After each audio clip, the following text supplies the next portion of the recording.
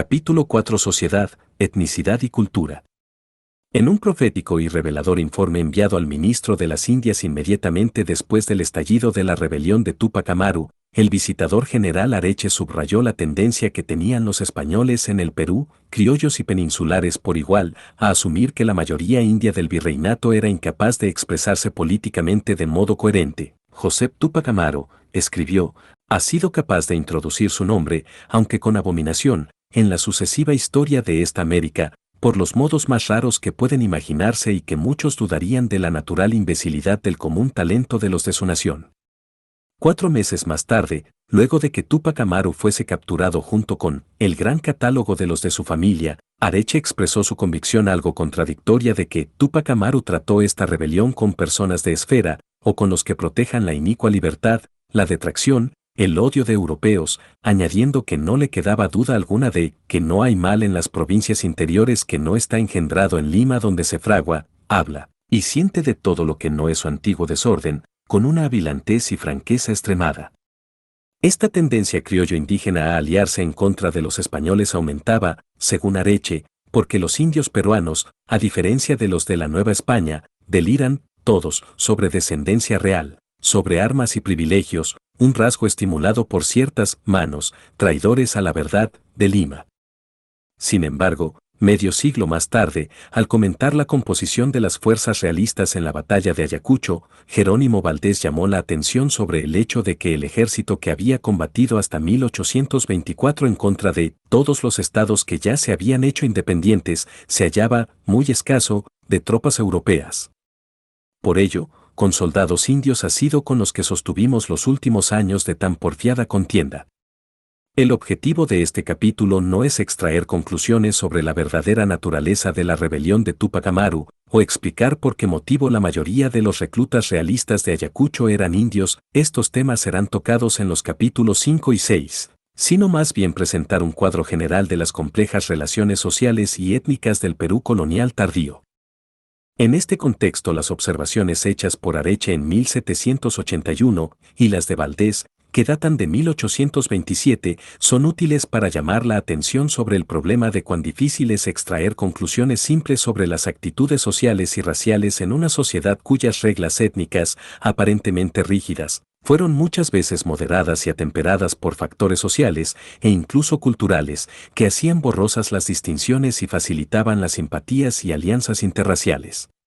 De hecho, hay pocas evidencias de que las supuestas simpatías limeñas por las pretensiones de legitimidad incaica del indio José G. Túpac Amaru, como lo llamara el virrey Jáuregui algo despectivamente, pudieran traducirse en un respaldo político abierto, no obstante ciertos informes sobre conspiraciones. En el Cusco, en cambio, una larga tradición de simpatía intelectual criolla por la tendencia indígena a apoyar el incanismo, una esperanza colectiva inalcanzable, desmedida, utópica, de reconstruir un mundo indígena sin Occidente, en palabras de Manuel Burga, así como la colaboración práctica entre los jefes locales de los distintos grupos étnicos en términos económicos y sociales, terminó por convencer a Areche de que Túpac Amaru había recibido auxilios secretos de otros poco menos traidores, que intentan subvertir la dominación, sino solicitar que prosigan sus antiguas libertades de no pagar al sagrado caudal de los fondos públicos o erario, más que aquello que quieren. Este intento de vincular la rebelión con la resistencia criolla a las innovaciones fiscales asociadas con la visita, un tema a ser examinado con mayor detenimiento en el siguiente capítulo, en particular en relación a Arequipa, fue retomado con entusiasmo por Mata Linares quien, como la persona que juzgase a Túpac Amaru y como primer intendente del Cusco, buscó convencer a Gálvez de que un difundido estímulo y respaldo a la insurrección había provenido no solo del arequipeño obispo moscoso, sino también de prominentes familias criollas de la ciudad, atraídas de forma vaga por la idea de encontrar a un inca que liderase un movimiento separatista. Sin embargo, la observación paralela hecha por Areche de que los indios que siguieron a Túpac Amaru estaban alucinados con que con su dominación no habrá iglesias, ni curas, tributos, corregidores, repartimientos, obrajes, mitas, aduanas, ni chapetones de europeos, explica por qué razón una alianza tal estaba condenada a ser efímera por motivos económicos, dado que la mayoría de las empresas que explotaban la mano de obra indígena eran de propiedad de criollos antes que de peninsulares. Areche, quien llegó al Cusco en febrero de 1781 junto con 400 hombres procedentes de Lima y otros 200 reunidos en Huamanga, reflejó la posición esencial, aunque a veces no expresada, de la mayoría de los españoles del Perú al decir que el indio solo respeta y teme a quien le amenaza, y si le enseñan recelo, que él entiende que es timidez, es osado. Como señalase ya en el capítulo 2, el ejército que dejó el Cusco en marzo de 1781 para atacar a los insurgentes en su baluarte de Tinta estaba compuesto sobre todo por soldados indios reclutados por caciques, como por ejemplo Mateo García Pumacahua, que consideraban a Túpac Amaru como un usurpador y, veían una oportunidad de ascenso personal en respaldar la represión de la rebelión.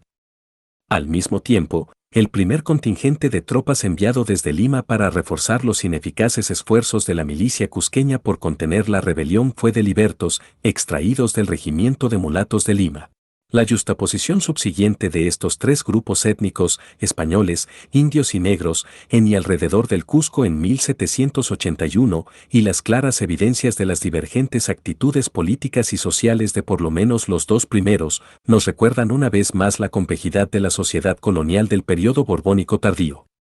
El significativo papel que los negros tuvieron en las estructuras económicas y sociales del Perú colonial tardío es a menudo pasado por alto, debido a la preocupación que la mayoría de los historiadores tiene por las relaciones entre la minoría española del virreinato y la mayoría india.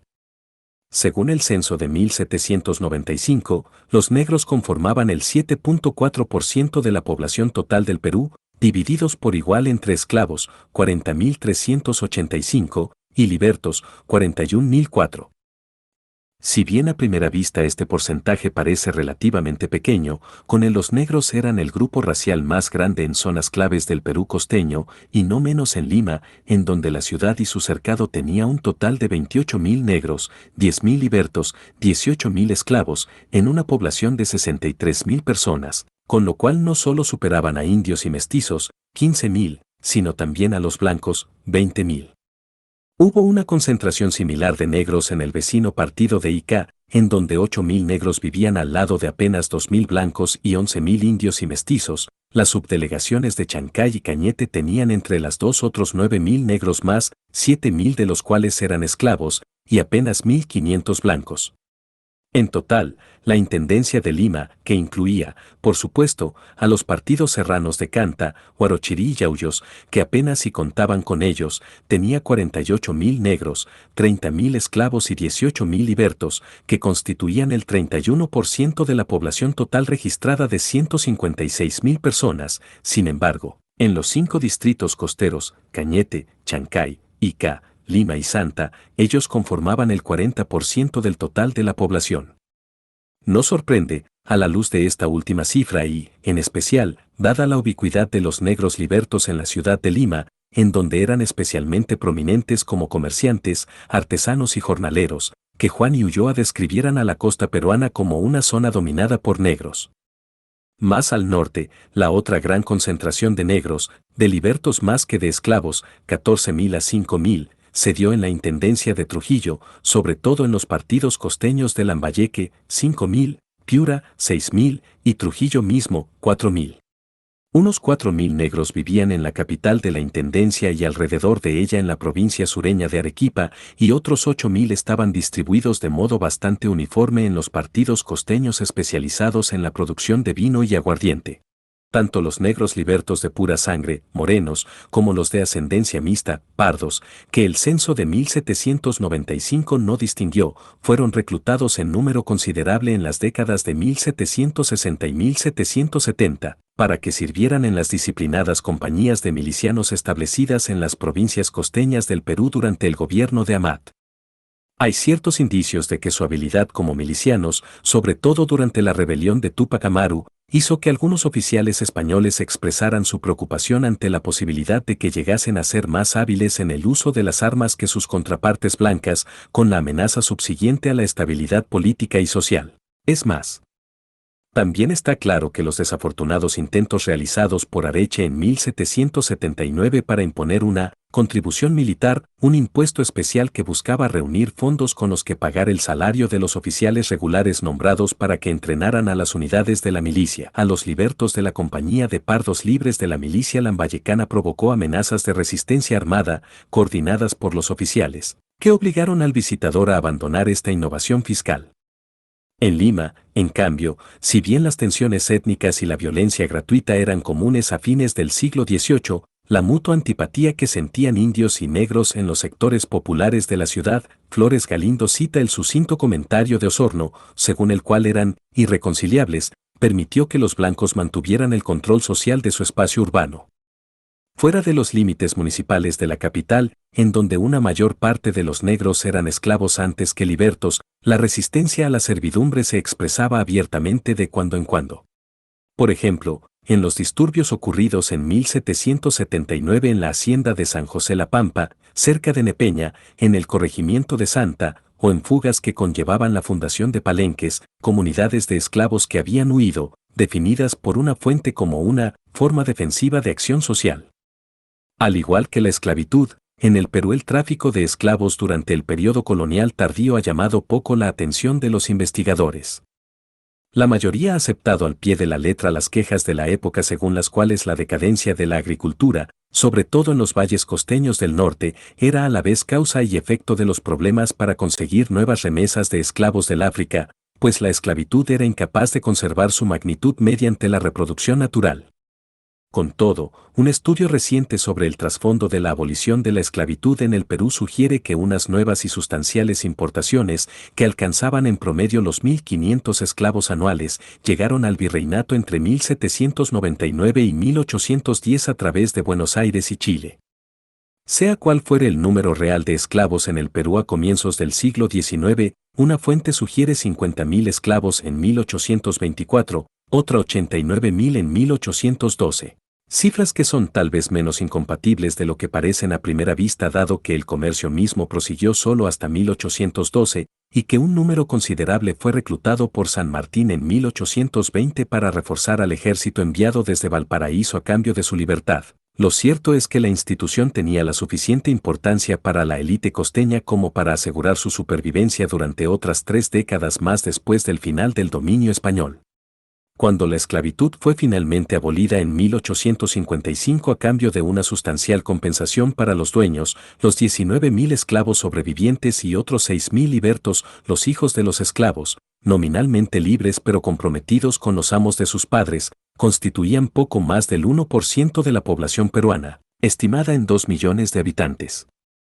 A fines del siglo XVIII, la esclavitud negra en la América hispana era sobre todo importante en las ciudades, donde la demanda de sirvientes era virtualmente insaciable por motivos sociales y económicos, así como en las zonas rurales propicias para la agricultura intensiva, cuya población nativa había sido eliminada o drásticamente reducida a comienzos del periodo colonial. Cuando en el siglo XVIII la demanda internacional del azúcar, café y otros cultivos de plantación creció, ampliando dramáticamente la rentabilidad de un sector agrícola que hasta ese entonces había producido principalmente para el mercado interno, los hacendados, respaldados por sus respectivas autoridades virreinales y metropolitanas, no tenían en realidad ninguna otra opción para obtener mano de obra que el África.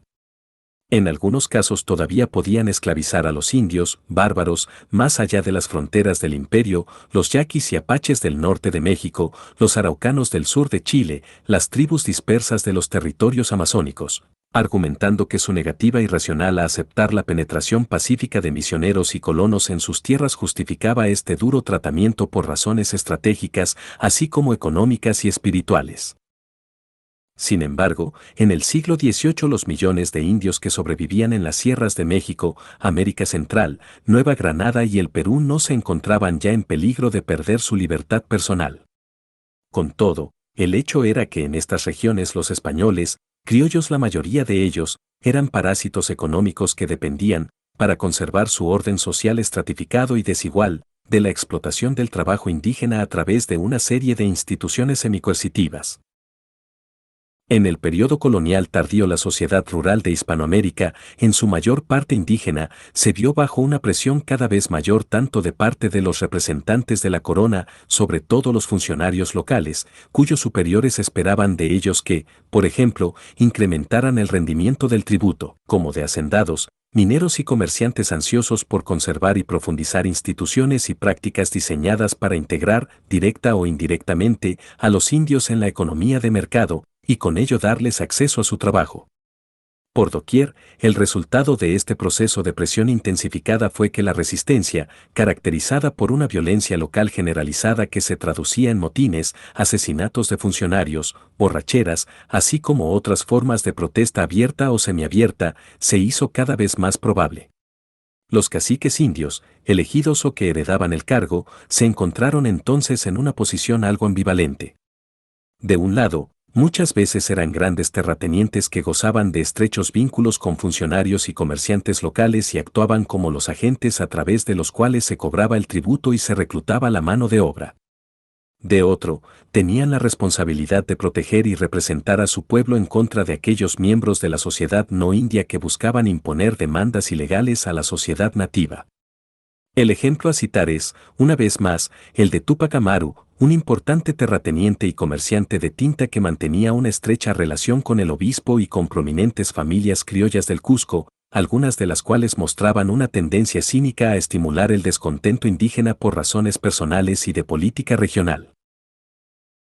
Sin embargo, cuando se rebeló en 1780, los demás curacas de la región se dividieron en dos grupos, al igual que los caciques indios de México entre 1810 y 1817, aquellos que respaldaron la rebelión, eventualmente castigados, y los que tomaron las armas en contra de Túpac Amaru como oficiales de la milicia, en defensa de la corona española. La decisión tomada en 1814 por Mateo García Pumacahua, el miembro más famoso de este último grupo, de unirse a los criollos disidentes en una rebelión abierta en contra de las autoridades virreinales, ha hecho que algunos historiadores concluyan que el objetivo original de Túpac Amaru, reunir a los peruanos de todas las razas y clases en una búsqueda de justicia social y cambio político, podría haberse alcanzado si en 1780 los criollos de otras partes del Perú hubiesen logrado superar su temor profundamente enraizado a la población india del virreinato. Por supuesto que la realidad fue bastante distinta, ya que si bien estos estaban ocasionalmente dispuestos a unirse a los mestizos y a los indios en protestas específicas contra las políticas reales, por ejemplo, en Quito en 1765, brevemente en Arequipa en 1780, como veremos en el capítulo 5, y durante la rebelión de los comuneros de Nueva Granada en 1781, por razones obvias no iban a apoyar levantamientos indígenas que amenazasen la supremacía social de los blancos. En consecuencia, si bien la rebelión del Cusco de 1814 a 1815 atrajo un amplio respaldo de ciertos sectores de la sociedad criolla de la sierra debido a que planteaba la posibilidad de la independencia, los elementos más conservadores de la región, así como la mayoría de los criollos de otras partes, la rechazaron porque la vieron principal, y correctamente, como una protesta indígena contraria al asalto sobre los recursos comunales que se había intensificado en las 3 décadas transcurridas desde la rebelión de Túpac Amaru. Si colocamos el tema dentro de un contexto mayor, esta consideración general también explica por qué motivo la mayor parte de la población blanca de México luchó contra los peones y mineros mestizos e indios que apoyaron la rebelión de Hidalgo en 1811. En toda la América hispana, los criollos estaban dispuestos a usar a indios, mestizos y negros para alcanzar el poder económico y político y expresar su creciente sentir nacionalista. Sin embargo, ellos se pasaban al bando peninsular cuando parecía haber un peligro de perturbación social en pos de preservar la sociedad establecida. Como veremos en el capítulo 6, fue por este motivo que la mayoría de los españoles del Perú se opuso a la independencia, incluso después del arribo de San Martín en 1820. En el Perú, así como en el resto de la América hispana, la población mestiza creció rápidamente desde el inicio del periodo colonial, a medida que las primeras generaciones predominantemente masculinas de conquistadores y colonos entraron en contacto con mujeres indias. Ya fuera a través de matrimonios formales, como en el caso de Inés Yupanqui Huaylas y Angelina Yupanqui, las sucesivas amantes de Francisco Pizarro, que contrajeron matrimonio con Francisco de Ampuero y Juan de Betanzos, respectivamente, o, lo que era más común, de uniones casuales. El proceso continuó durante los siglos XVII y XVIII a pesar del alza en la migración de mujeres españolas al Perú, a medida que la penetración económica, religiosa y cultural de la sierra ponía a los funcionarios, mineros, sacerdotes y comerciantes españoles en contacto con las mujeres indias en pueblos alejados de la supervisión de las autoridades limeñas. En consecuencia, la irresistible presión social minó la política oficial de la corona de preservar la existencia ficticia de repúblicas separadas de españoles e indios, basada en prohibirle a todo foráneo que residiera en las comunidades indígenas. La promiscuidad y el incremento de la fusión racial fueron estimulados aún más por el uso del trabajo de las indias con fines domésticos. A mediados del siglo XVI, la esclavitud personal de los indios había sido declarada ilegal, pero muchos emigraban a los pueblos buscando escapar de sus obligaciones tributarias.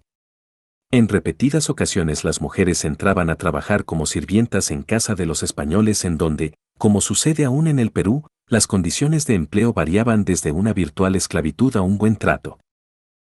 Sin embargo, en cualquiera de los casos las condiciones urbanas solían ser menos duras que las que debían enfrentar las comunidades rurales, pero con la tendencia subsiguiente a que la población mestiza creciera. Los ciudadanos prominentes a veces reconocían a su prole ilegítima, siguiendo el ejemplo de Francisco Pizarro, quien reconoció formalmente a los dos hijos, Francisca y Gonzalo, nacidos de su primera amante india, pero durante todo el periodo colonial la mayoría de los mestizos arrastró la inferioridad social asociada con un origen ilegítimo. A fines del siglo XVIII, los mestizos más emprendedores y exitosos habían llegado a formar una incipiente clase media trabajando como tenderos, escribanos, maestros artesanos y chacareros, entre otros oficios de ese estilo, con la posibilidad de superar la discriminación social si lograban adquirir riqueza.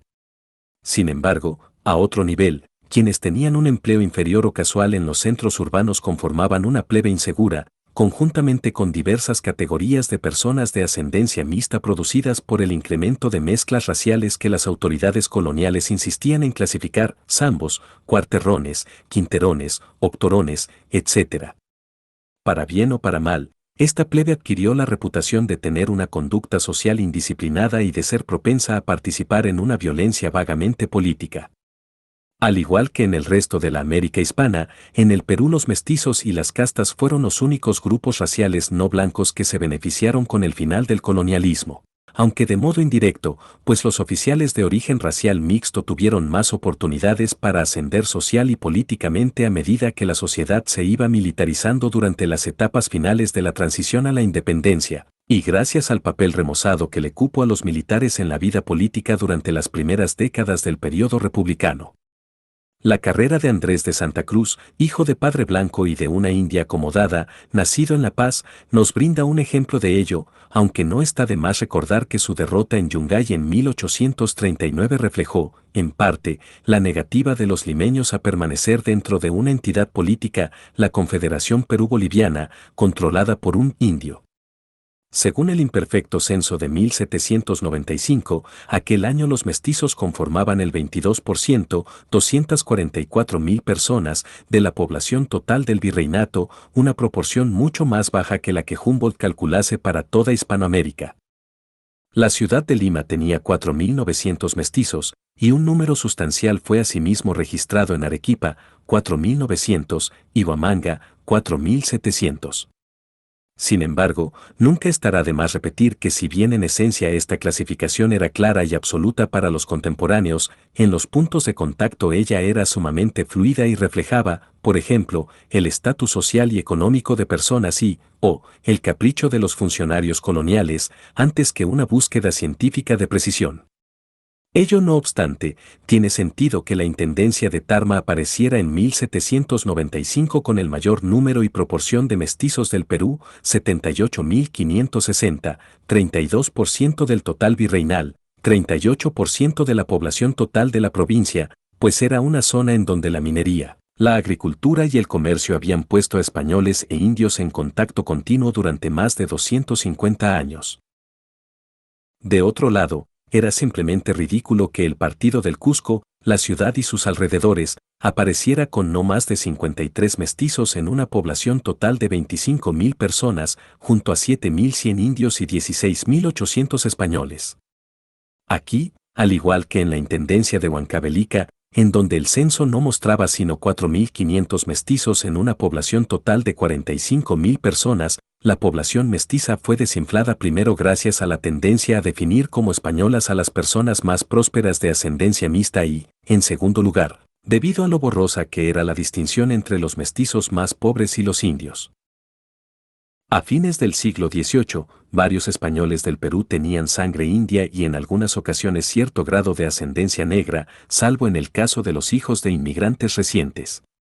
A pesar de este enfoque relativamente relajado de la identidad racial, que algunos peninsulares tendían a citar para denigrar el estatus de los españoles americanos, en 1795 se calculaba, como ya lo estableciéramos en el capítulo anterior, que los criollos apenas si conformaban el 12.6% de la población total del virreinato. En términos globales, el número más grande de españoles fue registrado en las provincias de Arequipa, que tenía 40.000, 28.6%, la mayor parte de ellos, 22.000, en la misma subdelegación de Arequipa, de una población total de 138.000 personas para toda la intendencia, y el Cusco, con 33.000, 15.7%, de un total provincial de 209.000 habitantes. La menos populosa intendencia de Lima tenía 25.000 españoles, 20.000 en la ciudad de Lima, que conformaban el 15.8% del total provincial de 156.000. Las provincias de Arequipa y Cusco, y también las de Tarma y Trujillo, tenían un número sustancial de españoles no solo en las capitales provinciales sino también en los pueblos que servían como capitales de los partidos subsidiarios, entre ellos Moquegua, 6.000, Camaná, 5.000, Contesuyos, 4.000, Aimeraz, 4.000, Chumbivilcas, 4.000, Cajamarca, 6.000, Piura, 3.000, Lambayeque, 2.000, Huaylas, 4.000, Jauja, 2.000 y Huánuco, 2.000. Los españoles eran relativamente pocos, 8.000, 5.1%, de una población total de 156.000 personas en las dos intendencias que conformaban la diócesis de Huamanga, Huancavelica y Huamanga misma, registrándose el mayor contingente en Andahuaylas, 3.000, y no en la sede diocesana. En la intendencia de Lima, en cambio, el único pueblo secundario con un número sustancial de españoles, 2.000, era Ica, al sur de la capital, en tanto que los restantes 6 partidos, Canta, Chancay, Cañete, Huarochirí, Santa y Yauyos, apenas si tenían 2.000 españoles entre ellos. Aunque eran menos que los negros, los 20.000 españoles que vivían en la ciudad de Lima conformaban una élite omnipotente, autónoma y jerárquica. Al igual que la ciudad misma, reconstruida en su mayor parte durante los gobiernos de Manso y Amat, luego del terremoto de 1746, esta sociedad contaba con algunos prominentes descendientes de la conquista como los Aliagas, cuya mansión familiar seguía, y sigue, ocupando el solar concedido a Jerónimo de Aliaga en 1535, a una cuadra de la Plaza de Armas. Sin embargo, las capas superiores de la sociedad limeña eran principalmente de origen Borbón. Esto queda ilustrado por el hecho de que la inmensa mayoría de los 411 títulos nobiliarios concedidos a los pobladores de la ciudad durante el periodo colonial databan del siglo XVIII. A Manso se le había permitido repartir 14 títulos nobiliarios entre las personas que hubiesen contribuido con fondos para la reconstrucción de Lima y Callao. En las siguientes décadas, una verdadera inflación de títulos, para citar a Flores Galindo, se desarrolló casi verticalmente, subiendo el número de títulos concedidos, por lo general a comerciantes, de 8 en 1761 a 1765 a 53 en 1786 a 1790 y a 91 en 1791 a 1795. Una minoría sustancial de los beneficiados eran inmigrantes recientes de España. Flores Galindo sugiere que durante el último tercio del siglo los peninsulares, la mayor parte de los cuales eran de origen vasco o navarro, conformaban el 30% de los 50 principales personajes de la clase alta limeña. Los recién llegados de España, atraídos por lo general por las oportunidades comerciales o por los nombramientos reales, fueron rápidamente absorbidos empresarial y, o matrimonialmente por las superpuestas redes familiares ya existentes, un ejemplo clásico es el de Domingo Ramírez de Arellano, futuro prior del consulado, quien obtuvo naves, tierras e inmuebles cuando contrajo matrimonio con la hija y heredera del conde de Vista, Florida. La espléndida mansión que Ramírez de Arellano construyera en Lima, actualmente la sede del Instituto Riva Agüero, no era sino una de las magníficas casas familiares construidas en el tercer cuarto del siglo XVIII, en una ciudad cada vez más sofisticada, cuyos principales monumentos públicos de la era borbónica comprendían a la Plaza de Toros, 1768, el Paseo de Aguas, 1773, las nuevas murallas de la ciudad, completadas en 1783, y, en el Callao, la inexpugnable fortaleza del Real Felipe.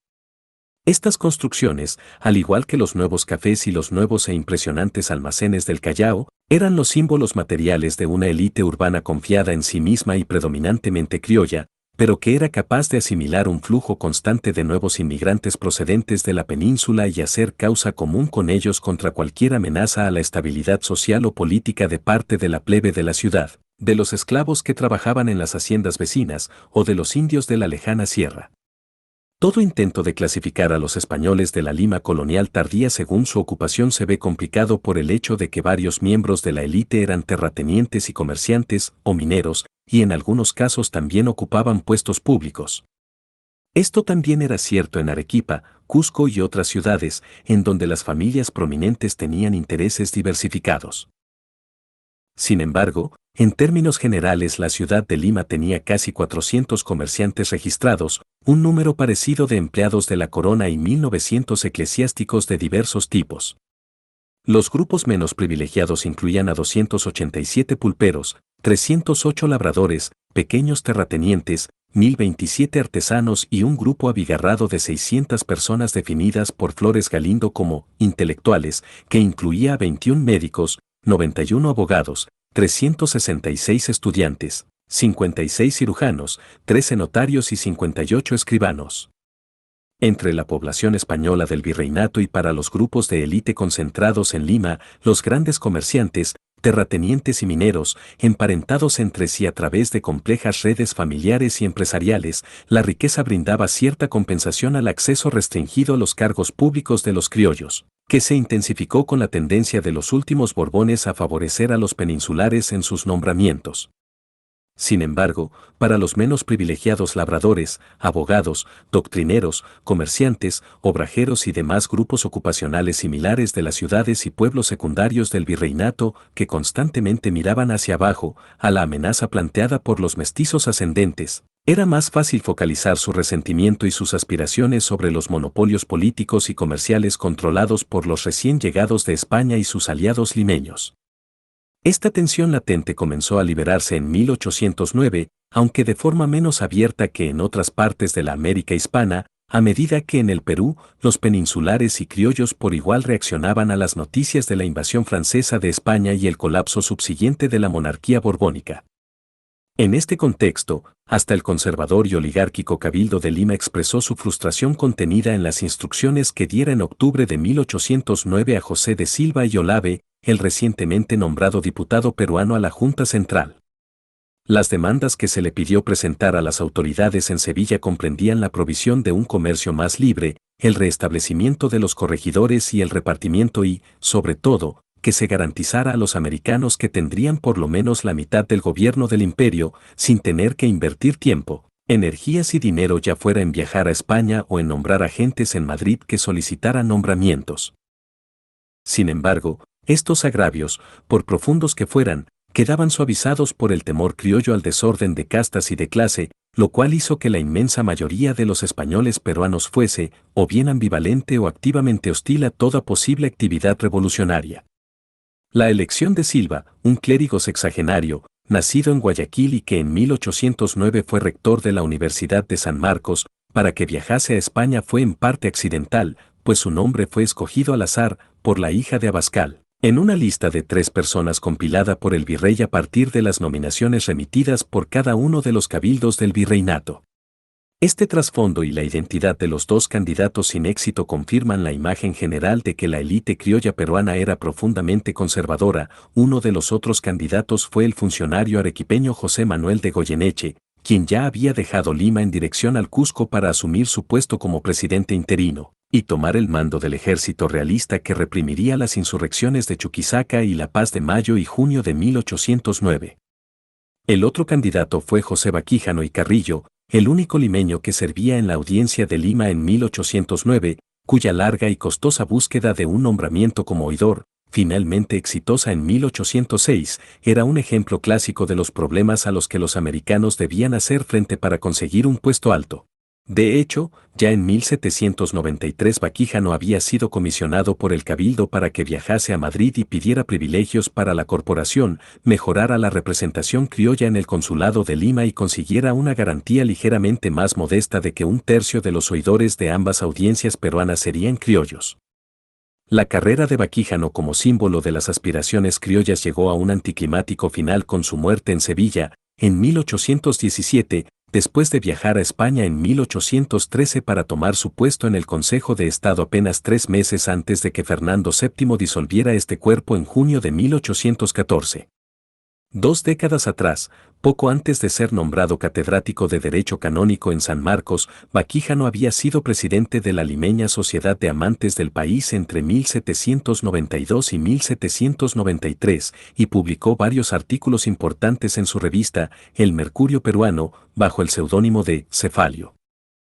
En general, los artículos publicados en el Mercurio durante sus 4 años de existencia, 1791 a 1794, cubrieron una amplia gama de temas literarios e históricos, de política económica, agrarios, mineros y de comunicaciones y, con el entusiasta respaldo del virrey Gil, tendieron a reflejar el tardío énfasis borbónico en la adquisición de un conocimiento útil, una investigación racional y el crecimiento económico. En cierto modo, la preocupación de la revista por abordar temas casi exclusivamente peruanos estimuló una tendencia presente entre los criollos del virreinato, que hacía que perdieran de vista la necesidad de subordinar las necesidades y problemas locales a los de la estructura imperial global. Sin embargo, el peligro implícito de que este rasgo, conjuntamente con el énfasis dado a la investigación y la deducción racionales, hiciera que concluyesen que la persistencia del dominio hispano en el Perú no era ya algo deseable, quedaba contrapesado por los prejuicios sociales y raciales de los académicos, funcionarios y escritores criollos que formaban parte de la sociedad. Al igual que los peninsulares, funcionarios, eclesiásticos y comerciantes, que también escribían en el Mercurio y lo leían, ellos eran propietarios que compartían y no cuestionaban la posición borbónica de que la agricultura, la industria y el comercio debían ser estimulados a través de las reformas y la investigación racionales. En este sentido, la sociedad y el Mercurio sirvieron, por lo menos en el corto plazo, para unir aún más al Perú con España. De igual modo, otras manifestaciones de la modernidad cultural en el Perú colonial tardío, por ejemplo, la apertura de cafés y teatros, y cierto grado de reforma educativa en el Convictorio de San Carlos y en la Universidad de San Marcos, eran un reflejo de procesos similares ocurridos en Madrid, México, La Habana y otras grandes ciudades del mundo hispano.